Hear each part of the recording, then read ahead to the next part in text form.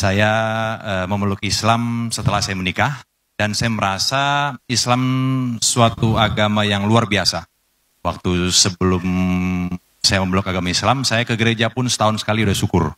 Tapi saya bertransformasi menjadi seseorang yang berusaha untuk menjadi lebih baik di Islam sampai bisa sholat 5 waktu, mempelajari yang lain-lain. Pertanyaan saya sama Pak Ustadz adalah, kemarin itu saya udah, anak saya ada tanya sama saya, Dedi, kalau surat ini bunyinya apa? Wah, saya mulai nggak tahu nih, ya kan? Nah, saya rasa saya mulai harus belajar banyak mengenai Islam, mengenai surah dan lain sebagainya. Pertanyaan saya yang mungkin ini adalah keresahan hati juga beberapa saudara-saudara kita yang mualaf, Pak Ustadz. Bagaimana kita memilih guru yang benar? Yang pertama. Yang kedua, bagaimana kita tahu kita memilih guru? Caranya memilih guru untuk memadu kita supaya kita tidak berada di jalan yang salah. Dan kalau kita sudah memilih, yang kedua, bagaimana kita tahu kalau guru pilihan kita itu benar?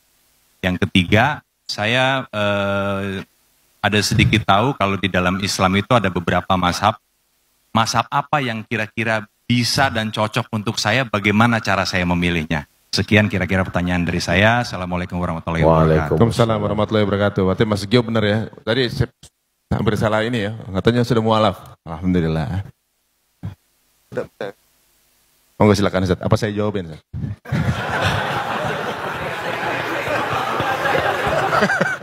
Afwan. Mas Gio, yang catatan amalnya masih bersih, ketika di hadapan Allah mungkin buku catatan dosa saya jauh lebih banyak. Oleh sebab itu jangan lupa doakan saya, doakan kami, doakan kita semua. Pertama, bahwa dalam Islam tidak ada holy man setelah Nabi Muhammad SAW. Tak ada manusia suci yang anti kritik, yang tak boleh diperbaiki, diluruskan. Makanya ketika Umar bin Khattab jadi khalifah, dia menangis. Kenapa? Karena dia sekarang punya jabatan tinggi, dia takut nanti sahabat tidak ada satupun yang bisa meluruskan dia. Tapi kemudian ketika ada sahabat berkata, kalau kau salah wahai Umar bin Khattab, aku yang akan meluruskanmu. Dia peluk, alhamdulillah masih ada hamba Allah yang meluruskan. Abdul Somad, manusia biasa, bisa benar, bisa salah.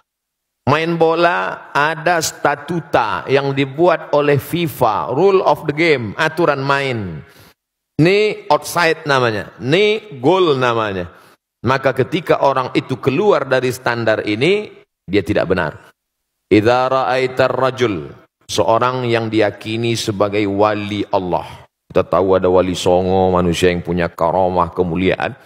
Dalam kitab Al-Luma' cahaya-cahaya, ditulis oleh Imam Saraj At-Tusi.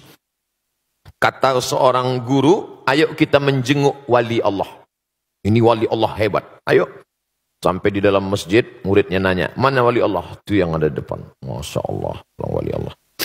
Tidak berapa lama setelah itu, yang disangka wali Allah tadi, meludah di dalam masjid. Kata gurunya, ayo kita tinggalkan, ini wali setan. Kenapa? Karena perbuatannya bertentangan dengan syariat Islam, haram meludah dalam masjid. Jadi mesti ada aturan. Kalau tidak aturan nanti kacau balau. Jelas-jelas ini orang tidak benar. Ketemu di tempat maksiat, minum khamar, tetap juga digurukan. Tidak bisa. Itu siapa? Guru spiritual saya. Tapi dia minum khamar. Khamar yang kelihatan mata kita dia minum, itu sebenarnya kalau sudah sampai lehernya berubah jadi zam-zam. Benar. Bagaimana kalau ternyata dia bisa jalan di atas air? Ternyata dia bisa terbang di awan. Disebutkan dalam kitab Tanbihul Mu'tarrin, peringatan bagi orang yang tertipu. Idza ra'aitar rajul, kalau kau lihat ada orang yatiru fil hawa, bisa terbang di atas awan, yamshi alal ma, bisa jalan di atas air, la taghtar, jangan tertipu karena itu, karena setan iblis pun bisa melakukan itu. Tapi pandanglah pada istiqomahnya tentang ajaran, perintah dan larangan Allah. Disuruh Allah dia ikut, dilarang Allah dia tak buat. Ikutilah istiqomahnya. Maka alhamdulillah musyawarah, ada guru-guru yang istiqomah. Ustaz Adi Hidayat, kemudian Ustaz Umar Mita, ustaz-ustaz kita yang banyak yang dalam koridor Ahlus Sunnah wal Jamaah. Tanya ke Ustaz Adi Dayat, beliau punya banyak kader-kader hafal Al-Quran. Ustaz, saya mau belajar Quran dari awal mau ngaji. Nah, nanti beliau akan kirim guru mengaji supaya kita benar. Jadi dalam Islam aturannya adalah Quran, Sunnah. Tidak sesuai dengan Quran, menyalahi Sunnah, tidak ikut fatwa ulama Ahlus Sunnah wal Jamaah, maka dikeluarkan dari, ada kalanya SP1 sesat, surat peringatan yang salah sedikit sesat, tapi kalau fatal dia bisa menjadi kafir, keluar dari Islam. Na'udzubillah. Ini tentang masalah memilih guru. Standarnya Quran, Sunnah, dan mengikut ulama Ahlus Sunnah wal Jamaah. Berikutnya, mazhab apa yang saya ikut? Saya kasih sampel contoh bersentuhan laki-laki perempuan wuduknya batal atau tidak batal.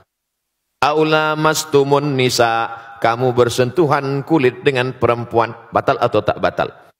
Menurut mazhab Hanafi tidak batal. Karena makna la mastumun nisa bukan sentuhan kulit, tapi maaf jima. Kalau berhubungan kelamin baru batal. Kenapa bunyi ayatnya la mastumun nisa? Al-Quran bukan kitab porno. Maka dia tidak mau sebut. Maka kiasan sentuhan kulit artinya jima baru batal. Kalau sentuhan kulit tidak batal menurut Hanafi. Malik bin Anas, mazhab Maliki, sentuhan kulit kalau bernafsu batal. Kalau enggak nafsu, enggak batal. Mazhab Syafi'i, asalkan sentuhan kulit, mau nafsu, enggak nafsu, tetap batal. Kita sedang berada di antara tiga pilihan. Mau Hanafi, Maliki, atau Syafi'i. Ustadz pilih yang mana? Saya pilih mazhab Syafi'i. Oh, karena Ustadz tidak pernah belajar mazhab Maliki. Saya belajar di Maroko. Maroko 100% mazhab Maliki. Guru-guru saya di Darul Hadis, mazhabnya Maliki. Kenapa Ustaz tetap berpegang pada mazhab Syafi'i? Guru-guru saya sebelum berangkat dulu mazhabnya Syafi'i. Setelah saya pulang ke tengah komunitas masyarakat bermazhab Syafi'i. Dan ada satu analisa saya, ketika saya pakai mazhab Syafi'i, saya lebih tenang dalam kasus ini. Misalnya habis bersentuhan, habis itu saya sholat. Allahu Akbar. Datang setan menggoda. Wudukmu batal Abdul Somad. Tidak, aku sudah wuduk. Tapi andai saya pakai mazhab Maliki, wudukmu batal Abdul Somad. Tidak. Tadi kamu nafsu. Enggak. Ada dikit.